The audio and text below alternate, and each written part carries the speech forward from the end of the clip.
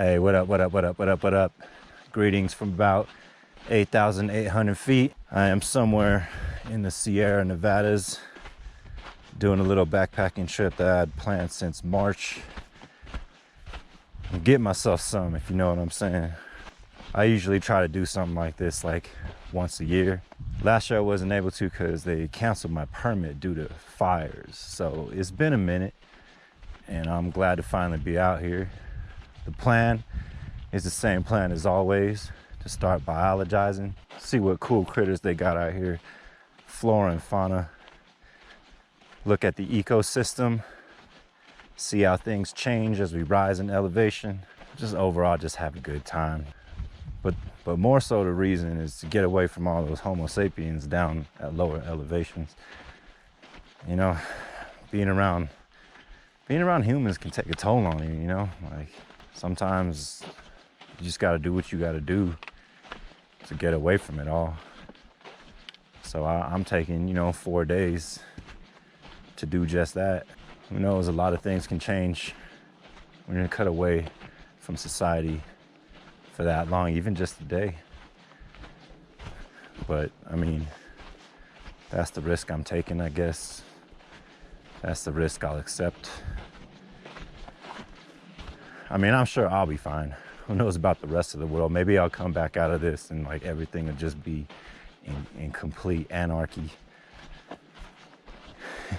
Sorry, my mind often drifts in that direction a lot. So I forgive anybody who's watching this. All 7 of you, by the way, I appreciate all 7 of you watching this. And probably 6 or 5. I'm pretty sure 2 of those views are come from myself. But yeah, all 5 to 7 of you, I really appreciate you watching. Hopefully you're learning something. Hopefully you're not too annoyed hopefully you're not too annoyed by my demeanor. I mean, starting the YouTube thing was basically just a way for me to kind of open up, get out of my shell, kind of spread the wealth as far as, nature knowledge goes. I'm not saying I'm an expert neither, but I'm just saying, like, trying to get a feel for nature, trying to get an idea of what things are when I see them. That's like my main goal in life, pretty much. And some people say it might be an unattainable goal, but I mean, that's the beauty of it, because it's unattainable, because you can't possibly know everything. I mean, if you try to, life will never be boring. At least that's the way I see it. Life will never be boring. There's always something to do. There's always something to see. That's something new. And more importantly, there's always something to learn.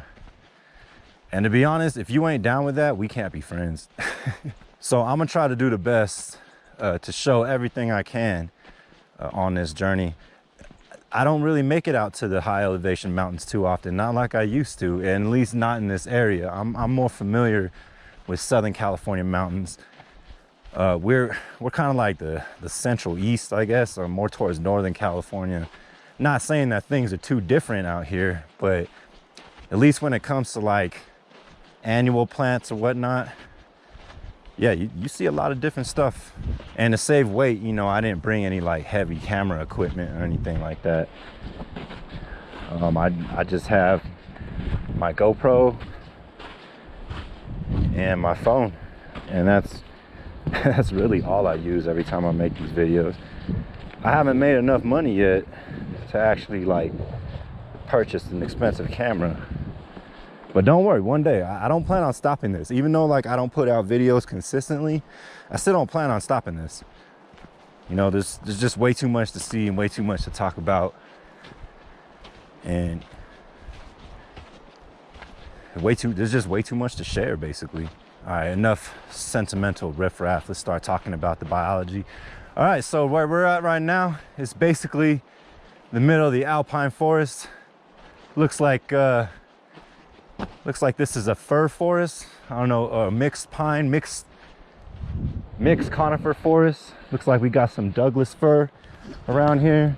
I'm also seeing some pine. I think those are either lodgepole pine, or not lodgepole, ponderosa pine, Pinus ponderosa. And I think there's Jeffrey pine out here too. Jeffrey pine's a real cool pine. You can sniff the bark and it smells like butterscotch, no lie. And this habitat looks actually pretty nice. Like, I don't know if you can tell, but there's a lot of mixture. And I mean, yeah, they're all pine trees. They're all gymnosperm trees or cone bearing trees. But if you notice, like a lot of them are all different sizes. You have a bunch of these little young ones here that are starting to grow, and believe it or not, they're all competing with each other too. Not many of these are going to survive this stand. There's going to be that one that's just in the right spot, that gets all the right nutrients, all the right sunlight, and it's basically just going to take over. One or two. But yeah, like, look at all this. I mean, this is obviously cut by the Forest Service or whatnot, but there's a lot of dead trees, there's a lot of living trees, trees of different sizes, trees of different ages. That's pretty indicative of a somewhat old growth ecosystem, or an ecosystem that hasn't quite been touched or developed by, you know, either logging activities or any type of human development. Primary condition, primary meaning like untouched, virgin, the life stages and the different sizes, the diversity of those counts as well too. Basically, there's a lot of heterogeneity, meaning a lot of difference in the environment itself. And having that heterogeneity is key to maintaining diversity.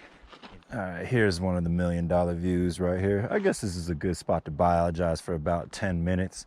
Right now, what I'm looking at is the vegetation here, and I'm seeing a lot of interesting stuff. Now, from what I can imagine, or what I'm guessing, is that a lot of this vegetation is pretty much leftover remnants from the last ice age. So back when like there was glaciers covering this whole area, you know, wasn't much vegetation. So as those glaciers receded and eventually exposed soils, those soils got seeded with, you know, the various surrounding vegetation, or maybe they were brought by birds, like seeds got pooped out by birds, or even like carried by mammals and stuff, and then eventually repopulated the areas that were void of vegetation after the last ice age. A lot of these shrubs that I'm looking at right here, this to me looks like Arctostaphylos, otherwise known as manzanita. The only reason I say I think it's manzanita is because of that like kind of flaky, paper flaky bark, which a lot of manzanitas have. Blueberry family, very, very speciose genus of plants. You got species of these all over California. Like there's like, they call them sky island populations. Like you'll only have certain mountain ranges with certain species of this that grow there. So if you haven't noticed already, I like geology too. I like rock. I like looking at the different kinds of rock and knowing like where that rock came from, how it was deposited here. So as a part of biologizing, it kind of makes sense to look at the types of rock, because like, you know, you get organisms like that kind of grow out of it. Yeah, so I think this is scarlet bugler. It looks like it to me. It's a common plant that you find in mountains. So you see like this moss right here, whatever moss that is. It's a bryophyte, so it is a moss. I know it's a moss.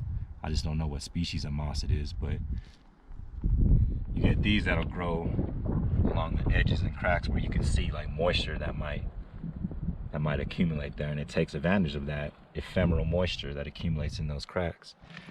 Sometimes those cracks get bigger and they fill up with smaller particles, and you get soils, and then you can get actual plants that grow out of soils that form in those cracks. Those cracks eventually get bigger, turn into smaller rocks upon smaller rocks upon smaller rocks, where you get actual like dirt soil, which creates another environment for other plants that might find looser soils advantageous. Again, ecology, learn something. So if you ever think about taking a trip out here yourself, you know, just make sure you do your research, do your homework, be a good student, take notes, and try to find all the rules and regulations from where you're going to be. Figure out whether you gotta have whether you can have a fire or not. Figure out whether you need a bear canister, because yeah, there are places like that. You know, it takes a lot of work to enjoy the exclusivity of stuff like this. So you got to follow the rules, because if you don't, you know, you just make it look bad for everybody else. That's just my opinion, but you know, I'm gonna stick to it. How to avoid fines, how to avoid getting in trouble, how to avoid getting yourself in trouble. I mean, just know that wherever you want to go, there's rules and regulations, and they do got people out there enforcing it. Trust me, you'll be out there in the middle of nowhere And then all of a sudden you see a ranger just like pop up out the bushes, like literally pop up out the bushes, asking you, hey, you got your permit? So you better have your permit. Otherwise you're facing like thousands of dollars of fines. So yeah, just be wary of that. Just cover your ass. Cover your own ass. That's all. That's all. You know, enjoy it, but cover your own ass. And I guess if you're one of those people who would like to see it, but don't want to put work in, like don't want to backpack, I mean, that's fine too. They have plenty of places where you can drive up and just park your car and, you know, just kind of walk around where everybody can see. It's kind of lame to me because you're just all around all these obnoxious people. But, you know, if that's your thing, go ahead and do it. Just don't litter like everybody else, you know? But the exclusiveness comes with backpacking. You know, I shouldn't even have to say that. Because, I mean, there's just not that many people out there. So if you really want to get away, you really want to get away from all the signals and emails, sitting in an office chair for weeks on end, you know, worrying about whether your alarm's going to go off in time to wake you up. Like, this is the way to do it. And it's not that expensive either. I think the permit that I got was only about, I don't know, like 15 bucks or something like that. And if you're too scared to go backpacking, just don't go backpacking. Seriously, just don't. Even if all your friends want to go and you're the scared one, don't go with them. This is one of those moments where you're just gonna have to feel left out. Because I mean, having somebody scared on a trip with you, that really fucks up the vibe of the trip, you know? I don't know, that's just my experience. Well, I finally made it out here. I'm about to find a campsite, unpack, and do what I gotta do. And it's getting too dark right now to really talk about stuff, so I'm finna go to sleep. Wake up in the morning, then we're gonna do some biologizing. Okay, bye. Hey, hi, greetings from the Eastern Sierra. As far as I know, I'm out here by myself. I'm pretty sure there's some other, oh, there go some people out there, never mind. But hey, yeah, for greetings from the Eastern Sierras. Look at this nice, beautiful Alpine lake ecosystem we got here. Oligotrophic lake, meaning that the lake has very few nutrients in it, very few stagnant nutrients. The water flows out of here regularly, keeping it well oxygenated. On the real though, I love getting away from civilization. You're gonna see a lot of moments on this video where I'm just kind of staring off into silence.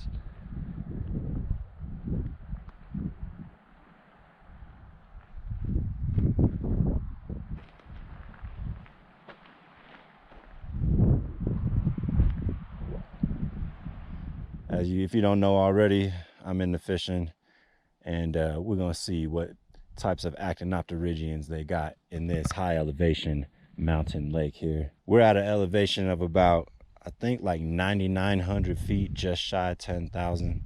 Got that beautiful crag peak in the background, just kind of overlooking everything. Yeah, it's real. We really out here, and I'm ready to do some biologizing hook and line style, you feel me? All right, before we get started, a little thing about this lake.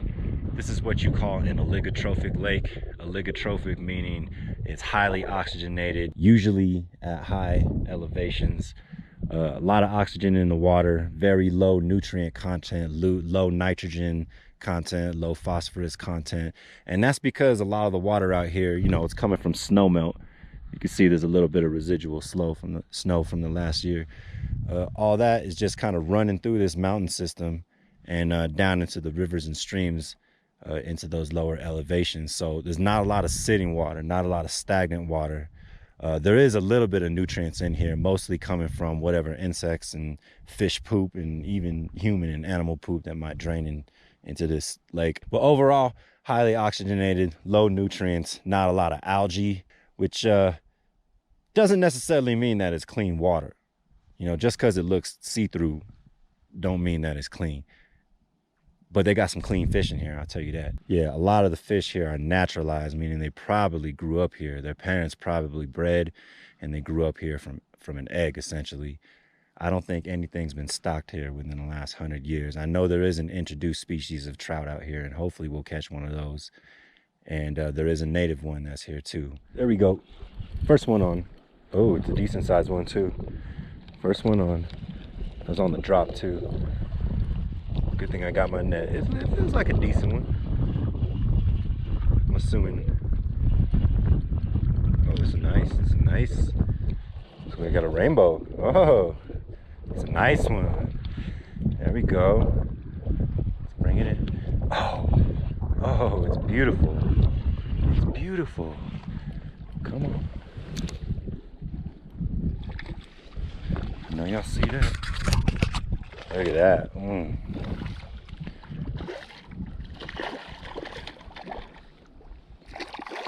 Oh, he doesn't like the net. See, this is why I like these naturalized trout, because they grew up here and they're all super strong. They haven't been fed cornmeal like the ones at the hatchery. Oh, there it is. Oh, loaded, Lord, look at that. Oh, there we are. That's a good ass fish. For these high elevation lakes, that is a good ass fish. Onychorhynchus micus, the rainbow trout. Ooh. Woo! There it is. Onychorhynchus micus, otherwise known as the rainbow trout. There's a version of this trout known as the steel. All right. Man, guess I gotta go catch another one. Salmoniformes. Many of those species are well built for high elevation lakes like this and high elevation streams, freshwater streams that don't get too hot. Actually, that species is also introduced in other parts of the world, like the Amazon, so they can tolerate high temperature waters and everything. But there are native species out here. That one is obviously naturalized, super strong, really good fish, pull and drag, exciting fish to catch. But there are some interesting adaptations that salmoniform fish have, particularly in the way that they move, the way their muscles are laid out, and certain fins, and the way their jaws are structured and everything. So hopefully I can catch another one, hopefully one of the other species, the species that's introduced, so I don't feel too bad about keeping it out of the water that long. But yeah, we're gonna look at all those hopefully when we catch more fish. There we go. That's a big one. Another decent sized one. Okay. Oh, I love these high elevation trout. So full of energy. Just makes it more exhilarating.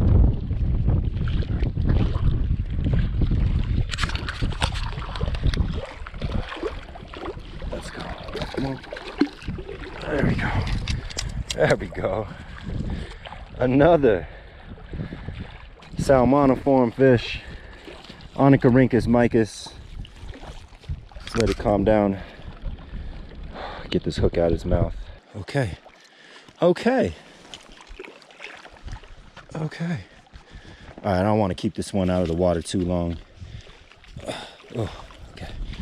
All right, we'll just keep it there. All right. Hope you can see this salmoniform fish in the order Salmoniformes, Onychorhynchus micus. Look how nice and silvery this is. You won't see these in farm raised trout. Usually farm raised trout are like really kind of dull and their face is like smashed in. Always wet your hands before handling these. You see here, let me see if I can get it. You see right here, hopefully it doesn't jump out. I'm trying to be as calm as possible. You see right here, its mouth is a little more blunt as opposed to the other species that can be found out here. And notice this little thing right here too. This is known as an adipose fin. A few decades ago, like 50, still got it. Okay. So a few decades ago, like all right, hold on. So a few decades ago, they thought that this adipose fin didn't do anything. They thought it was just a vestigial organ that really doesn't do anything. And adipose scientifically translates to fat, and there really is no fat in there. It's actually full of nerves. So I think the hypothesis is that this little fin right here is actually used as a sensory mechanism to basically sense the water before it hits the caudal fin here.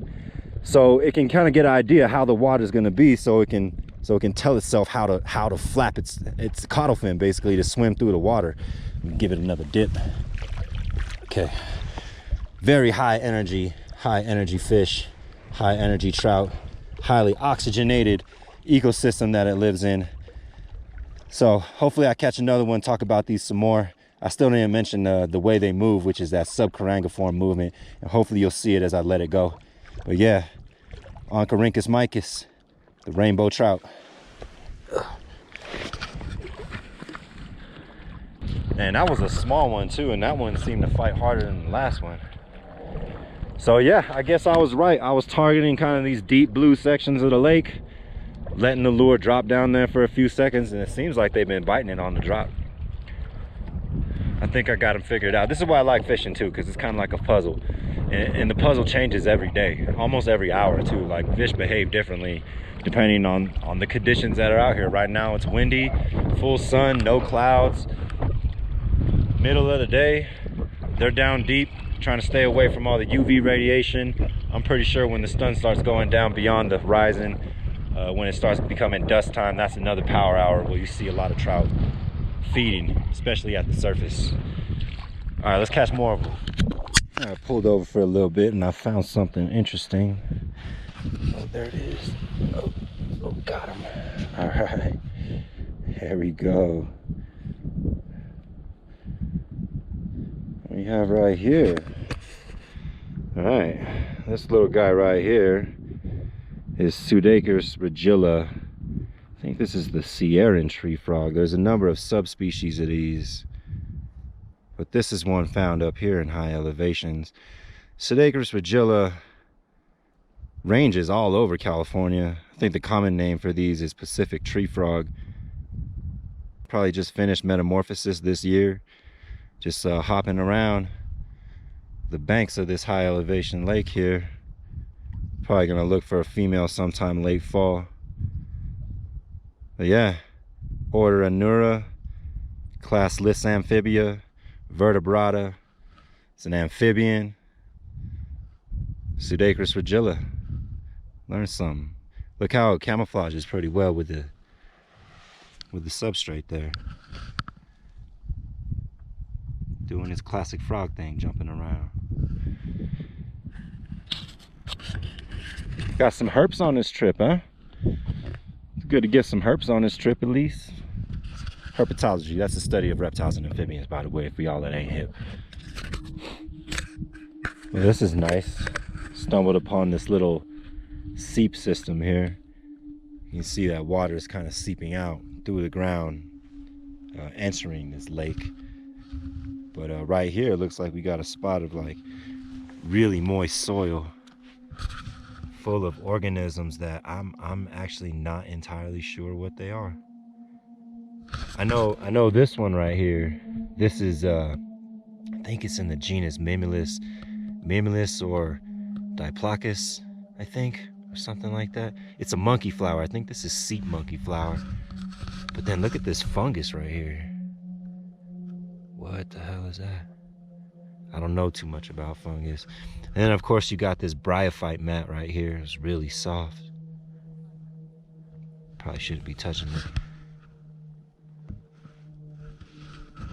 And then this corn lily right here. I've seen this before. And then this looks like some kind of juncus, typical wetland plant. I don't know what species of juncus. There's another, this might be another form of juncus or another species of juncus. It's pretty diverse little micro ecosystem right here, micro habitat, the seep system habitat. And we got these ants. I think those are carpenter ants. Probably just roaming around looking for food to take back to the rest of the colony. Yeah, high elevation seep microhabitat. Learn something.